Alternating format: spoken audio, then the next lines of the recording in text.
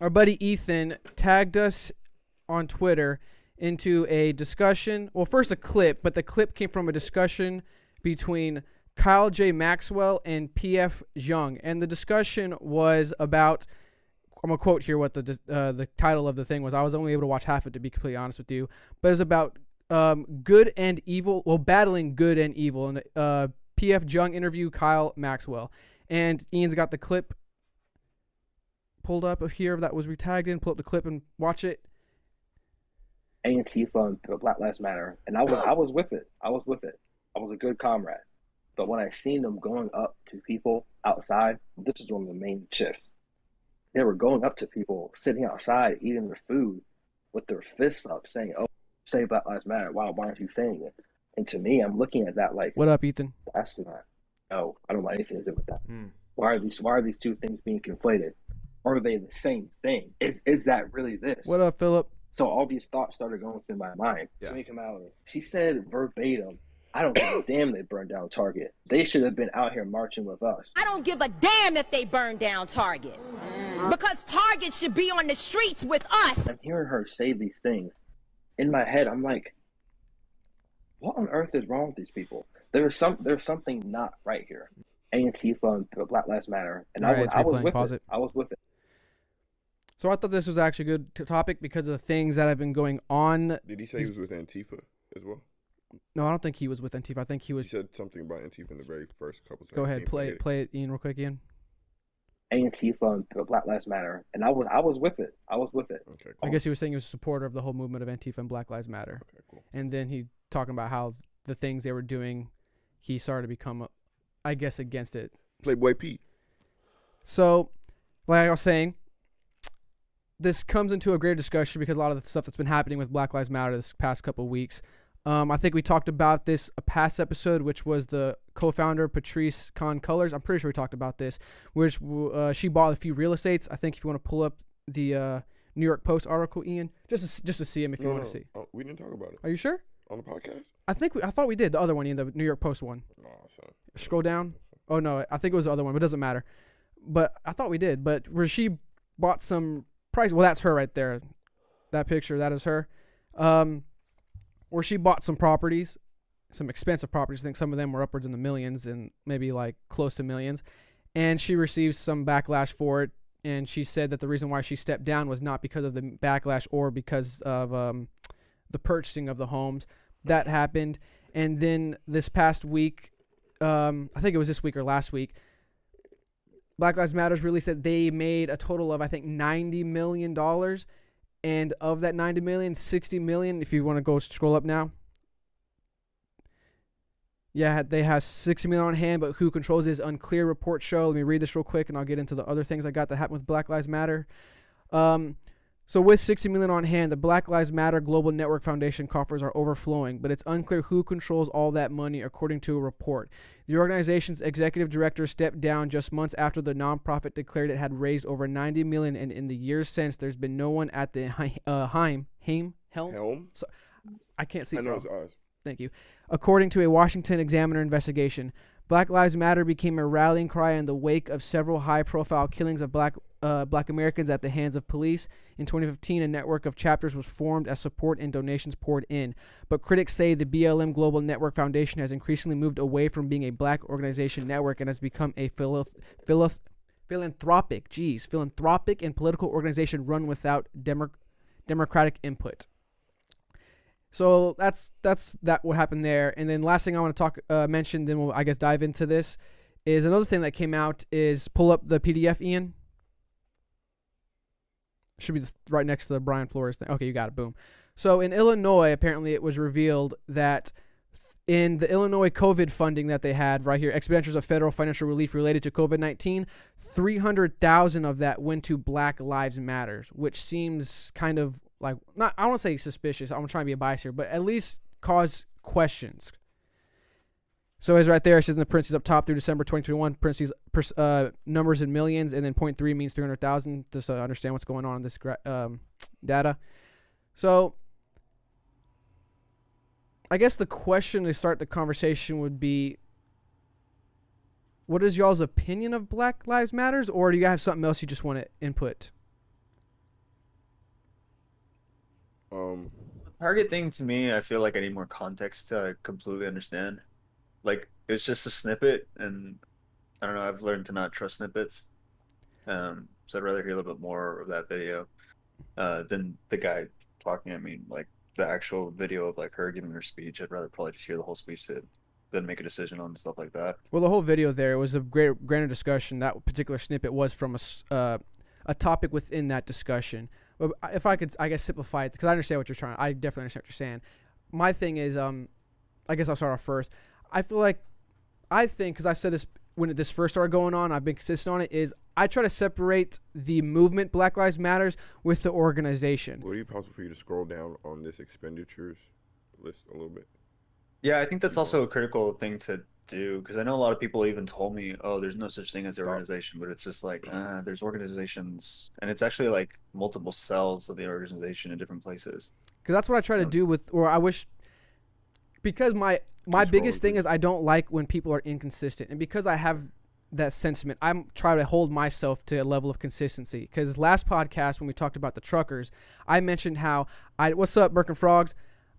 I didn't like how people were taking small clips, like one individual with an American Confederate flag, another one with a Nazi flag, and then small examples of, I guess, violence, and they were using that to conflate it to the whole trucker situation, which is disingenuous. And then that I would also say is happening with the Black Lives Matter movement, because I think there was some credence to the movement, but the problem is the organization itself kind of co-opted the movement to, I would agree to this, which is why I kind of brought this up, to net themselves a profit, to make money. Because like I said in that article, it went from this organization to bring awareness to police, I don't want to say brutality, but at least over-policing when it came to Black Americans, an unfair policing compared to Black Americans and others, which I do agree with. I've seen it personally on hand growing up with John, and also in college. I am not naive enough to say it's not a thing, or ignorant enough to say it's not a thing. But I do think the organization itself just co-opted that sentiment to benefit themselves financially. I do honestly believe that. Okay, to that point, I know that they're communist. What'd you say? They're like, is that lady the one that said that they're openly a communist organization? The one that bought the homes, or the one that said Target should be marching with the one that bought the homes. The one that bought the homes. I think so, but I could be wrong. Yeah, because I would just find that really ironic. It kind of is. As far as hold on real quick. Ethan Chan said the point to the video was his awakening and what made him move away from that movement. Okay. Yeah, there was a lot of accounts, I mean, where it just went too far, where they were just openly rioting, and some people went too far in the situations and stuff like that. So I can definitely understand why people went to those extremes. I remember even during the actual riots, like you had sects that were saying they were going full communist, and I mean, most of the African Americans, or even like, I don't know, I can say most, but I'm sure there were some African Americans who were protesting for their civil rights, but not for a shift in economic and political, like, just structure for everything. As far as switching over from capitalism to like communism and stuff like that, and that also co-opted some parts of the events and stuff like that, and then it just went all over the place. And then at some point, it also turned into other issues like the trans issues and stuff like that, and it just kind of rooted became like an itself umbrella into kind of different thing. things. Yeah, it eventually, like, that one tip of the spear eventually just followed like all these other issues. Go ahead, John. Yeah, you're trying to speak for a minute. Sorry. No, you're fine. Black Lives Matter. I don't. I'm not trying to devil advocate or anything like that, but my assumption would be for the expenditures, just this is how I feel about COVID. Period. They were trying to get everybody to get vaccinated, and so I believe this payment was probably money for materials. If in a hypothetically just world, like if they used it for what it was supposed to. Best case scenario. Gotcha. Okay, there we go. It could have been to educate lower income communities to get the vaccine, because so, lower educated communities are the ones who are at least vaccinated. Yeah, there are reasons for fact. You know what I'm saying? So that to me isn't such a thing. Obviously, the Black Lives Matter, the organization, and the sentiment are two different things. I really do want to make that distinction and personally. So, but even with the organization, which I've never really, I'm not gonna say I don't fuck with them. I'm not gonna do none of that shit. But I just never subscribed to the actual organization. Isn't that what those organizations do? What do you mean? Like awareness or money? Both. Like it's both fake. Like Red Cross, we gonna say that when we hear Red Cross, Blue when Cross. we hear in the eyes of an angel speaking, the Clinton singing. Foundation. Yeah, like when we hear in the eyes of an angel and we see a fly on a golden retriever. So it shouldn't be surprising. Do we think that golden retriever is getting all the bread? No, I just think all these organizations are corrupt. I sincerely believe that from the bottom of my heart. And so to see it slot right in to probably better named embezzlement, there's probably names on this list that the name just looks so good to me that I'm like, I just won't question it. Yeah, that sounds right. Give them money. But you know what I'm saying? So as far as like all of that stuff, I was aware at one point they were saying something about the nucleus family. They were against the nuclear family. Yeah, they did. That was on there. They had taken down because there was so much backlash. I'm very pro. Yep, pretty pro fan. I'm very pro. Yeah, I think the most egregious use of it too was those people in Chicago where like they went around putting notices on their businesses saying that they had to give like 3%. Yes, I remember that. To the Black Lives Matter movement or sect or organization within that community. And then they did it to like a Cuban family that had a Cuban shop too. I remember this. The Cuban like community came out and was like, "Oh fuck no!" And I was did we like, talk about this on the podcast? Yeah, we did talk about it. Okay, I was about to say, I remember this. But I was like, dude, that's how tribalism begins. And the Cubans too, like they're not down for. The older ones have intimidation. They're not down for that. of communism, and immediately we're like, "Oh hell no!" No. We're not about this. So. I don't think like they, represented the grand scheme of it. I'm just saying like that's probably like the worst I saw of it. You gotta be careful. You gotta be careful who you give your ideas to, because obviously it was an opportunity to do something as an organization.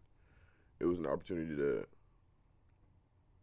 to do something, regardless of how you feel about it.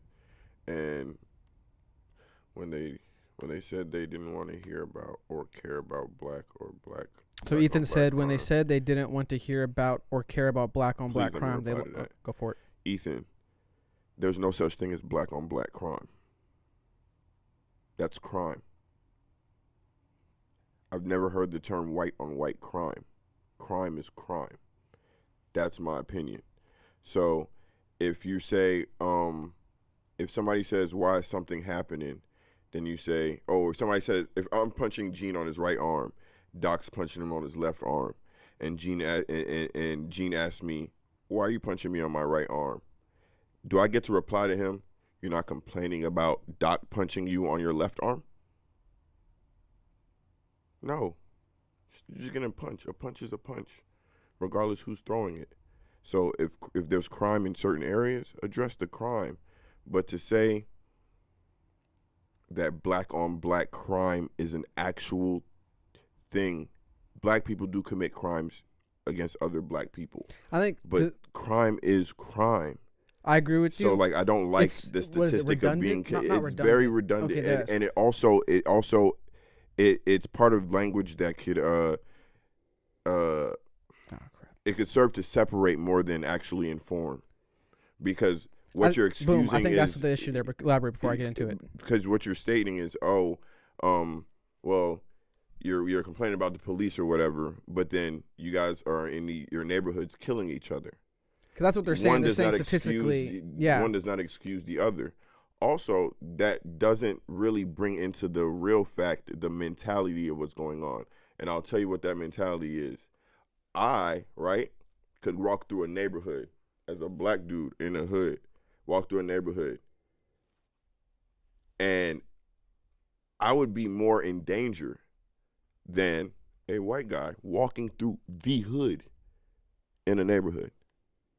One, because the black people would be more likely to rob me than they would the white person. No, for example, we went out that one time and you saw across the street a particular gas station, you noticed some things. And I called it. And you called it and you told us, if we're bouncing from this location to another location, let me know, because we should probably take an Uber instead of walking, because we shouldn't walk. And then someone ignored that advice. We ended up walking and got flashed with a gun. Guess what happened? Yeah, I was right there. You know what I'm saying? So like, but that's, I think, the issue, Ethan, and he actually says right here, I think that's the issue he's trying to point out, which is why I want to attack what you said. We're getting lost in the nuances and the specific verbiage, because I agree with you. The whole black on black crime thing, it's redundant. It's Yo, how's it going?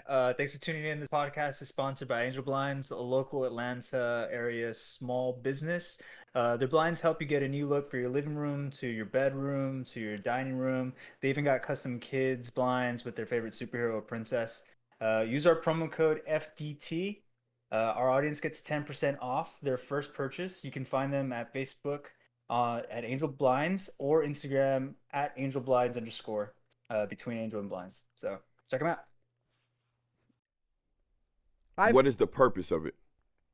Well, the purpose is to bring attention to what Ethan said right here, which is you are entitled to, well, the second part, but you are entitled to your opinion, but we need to look at crime statistics where we are killing ourselves in much higher numbers than what the cops or white people do. We need to address that, which is true. But but the problem is the way we're going about addressing that is, and I hate when we get stuck on the verbiage because we're not stuck on the verbiage. The reason why I'll tell you we're not stuck on the verbiage, we all mean what we're saying. The reason why I'm saying that is because, based on what he's saying, right, that statistic of us committing crimes to each other or whatever, what is the solution? If you get what I'm saying? That's the conversation we should be having. No. But what is the solution? The solution, facetiously me talking out my ass, would be what? That cops should also kill more to balance off the numbers? Or if the numbers were lowered in the black on black crime, if those numbers were lowered, then we addressed the cop version.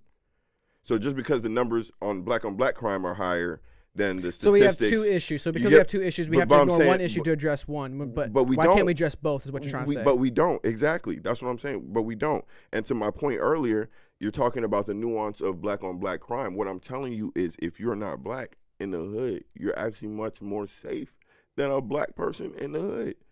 Because black people's mentality is, a white person's gonna call the cops. If something happens to this white person, the cops are gonna be more incentivized to show up. And that's their belief. I'm not saying this is a fact. I'm saying this is what people believe. It's a mentality, their perspective, their truth. Exactly. So you're talking about black on black crime being higher, but you're not actually thinking about the mentality of what's going on behind the black on black being crime going higher. We've already been talking about almost 20 minutes, but let's tackle then potential solutions. But then no. But then if we tackle that mind frame where it's like, hey guys, look, white people, black people, everybody calls the cops the same. That cops are gonna come regardless of the color or whatever. That's just gonna up the crime on everybody. There's gonna be more diverse crime. No. Address the crime, period. So do you think that they shouldn't take race into account when they do statistics on crime? They can, but what does it bring a solution? Like, what does that information do for you as far as the crime is being committed? Because, I mean, if you're keeping the area, right? Keeping the age, right? What more does the race do other than being able to identify the suspects, blah, blah, blah. So obviously they need to keep the race of what's going on. But I'm saying, as far as like statistical data, when I put out black on black crime stats versus any other sphere or fear or whatever, right? What the information is there, yes, but what can I do with that information? What does that information give me that gives me the ability to address it? Well, I feel like differently, especially when minority groups conflict with each other, it can allow you to diagnose whether or not there is, like you said, a mentality of rivalry between minority groups. So, like, to open this wider into like the whole Asian hate thing, recently there's been a debate about whether or not most of the people that committed Asian hate throughout the heyday of the riots and stuff like that were African Americans. And, you know, there's all these people that are running like studies to see if it was, oh, no, it's actually more white people have committed more Asian hate. And then other people are like, oh, no, it's more black people. And it's just going back and forth. But you're talking about two races. Yeah, I saw I'm talking about black on black. You get what I'm saying? Well, I mean, that's just like numbers that people just end up deciding to put together. But what I'm saying is that, like, when you take the race stuff like that, you can see like, okay, so what's wrong within a specific community that's causing, like, let's say hypothetically, white people are actually committing most of the crimes against Asians, which I think within the mainstream is the common conception. Well, then what's wrong with white people hating Asians? Oh, it's, systemic racism, whatever. And if it's African Americans that are actually committing it, hypothetically, well, then what is the rivalry being driven by? Do they have enough resources? Is this group actually gaining more resources while the other one's lacking them, and then they're stealing them from each other? You can actually address that within a community. So that's why it's kind of taken into a statistic. That's not what I'm disagreeing with. I'm disagreeing with them keeping the Asian on Asian statistic and using that as an excuse for Asian crime. That's what I'm saying. In every example, he had to give rivalries and da-da-da-da, which I understand. If there's two opposing blah, blah, blah, it makes sense. Keep the statistics, whatever, put it out. If there's Hispanics and blacks going to war in a hood, right? And somebody dies and it's a Hispanic, right? And then something's going on. Chances are you might think, okay, this is related to the gang war or whatever you have going on. So I understand keeping the statistics between that. I'm saying this black on black crime shit has been an excuse for not actually talking about the next level thing. What solution? Whatever solution is for crime, period. Crime.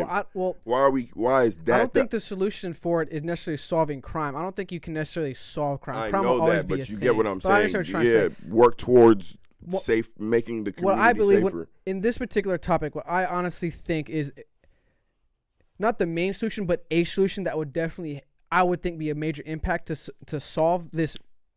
I would keep using the term. I feel like we should change the term though. Black on black crime comes down to the father absence thing. What's the percentage of single mothers in the black community?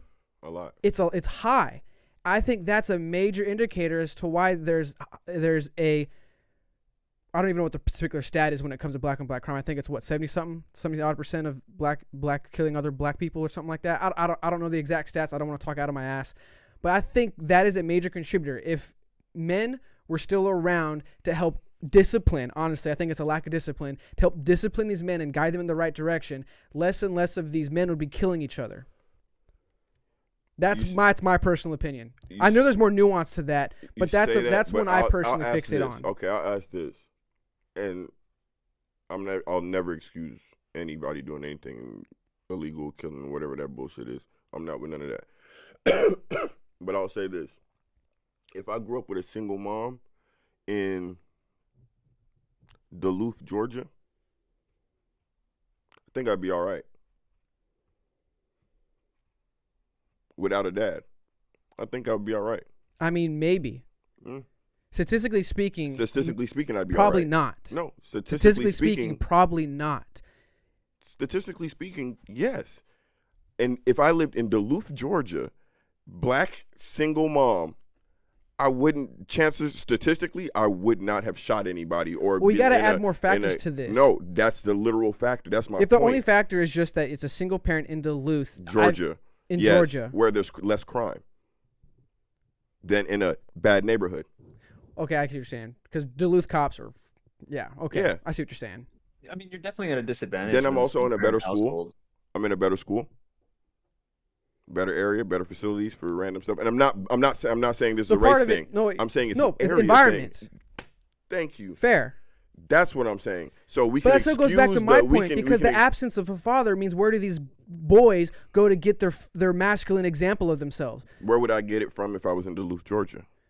I don't think that's the end all be all, Eugene. Because I'm not saying it's the end all be all. I think it's a factor because in these particular communities where black people, the hood, for example, the typical example of a man tend to be gang members. I might be wrong there. I might be right there. I don't know, but I would argue that because of that, that's why these crime stats. Being tough, I would say that's something that's publicized. Sure, like I said, I could be wrong. Yeah, but if you go to Duluth, where crime is low and police are heavily. Okay, well, first off, I'll say this: there are more. And Duluth is a strong Asian area too. Statistically wise, there may be more black single moms than other races, but there are also a lot of black men in the households.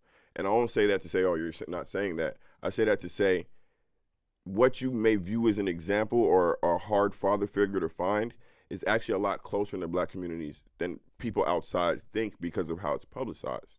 So whereas you and me immediately go to Kevin a Samuel's gang member, point, which is black people need to take hold of their image. Yes. But yes. So whereas you may see music videos or you may see whatever it is that publicizes the gang member being the predominant father figure, the predominant figure for people even in the hood. What you guys aren't seeing is for every gang member is 10 AC repair guys. You feel what I'm saying? And it may not They're be just the not dad. being publicized or worshipped or pushed up or it's something like that. I get what you're saying. Yeah. You know what I'm saying? Think about, even if you're thinking about the movies that we watch, you're talking about Friday. Yeah, yeah. Talking about all these things. There's a dad there. There's a father there. What were you saying, Doc? I was just saying that, like, I mean, there's also the possibility that the situation's reversed, where like the masculine figure, like you do have a dad, but your dad's an ex-gangster. He's just promoting what he used to do, and you end up getting influenced by that. Like, it's not always that as soon as a dad gets mature, he's actually a mature human being. That's true. So that's why I said it's environment. It's very much an environment, and it's all just like a sequence of like just lucky events kind of playing out. I agree with the environment. Maybe this may be the flaw in my thinking then, because in my thinking, I'm leaning a little bit too much. I admit this on the statistic where I agree with you, Ethan. The majority of criminals are from single mother households, and I'm not trying to put it specifically on women. I'm sure because majority of single parents are women. If there was a majority of single parents that are men, the stat might be the same. I don't know, but as the stat holds, majority of the single parents are women, and from those single parent households, they have a high statistic of creating criminals. Okay. And that's where my mentality, my thinking comes from. That's, to be honest with you, that's not honestly the foundation, but it is a pillar. Okay. I get the point. I'm not saying it's irrelevant. It's not irrelevant to the conversation at all. I'm just saying it's more environment based than anything. I think it's a combination of it, because that was a good point you said. Duluth compared to what's a hood area in Atlanta? Ebbsfield, Brooklyn, New York. What's up? This guy. Sure.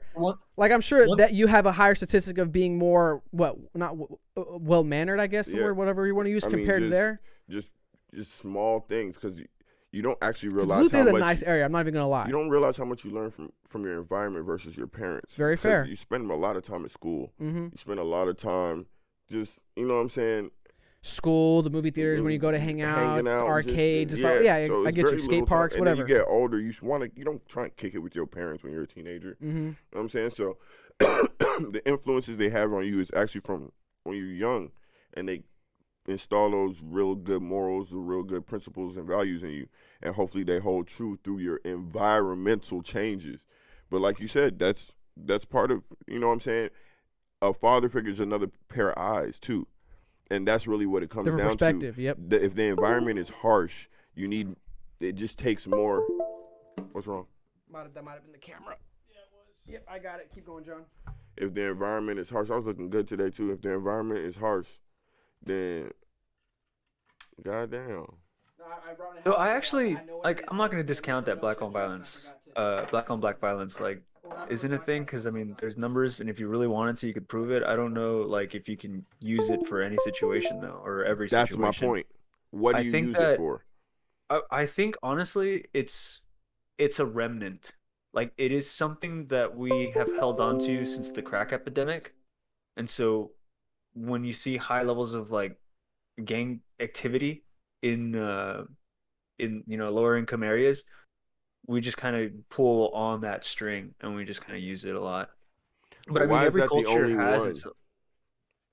I think it's the only one in reference to that to the black community, because every culture has its gang like activity, like, you know, like Hispanics have their own thing, and they have like their own, like, you know, the cartel, Mm-hmm. like that's the infamous way to be like, you know, a gangster. And then, you know, white people have, like, you know, they want to go out and be cowboys and shit like that and fuck the law, outlaws. Like, everyone has their romanticized outlaw culture in every, you know, particular race. And so I think that is, like I said, because of the crack epidemic, which was pretty bad in the 90s, that we just go to it and we say it whenever like peak gang activity happens. Okay, I mean, I get it, but I'm just saying, when people talk about it conversationally, there's normally no point behind it because it's like, okay, yeah, they all. I mean, it's black people surrounded by black people. What do you think? Like I'm sure if you go to a predominantly white area and you check the white on white crime in a predominantly white area, go to the country. Then, like, in the country, are they talking about the white on white crime epidemic?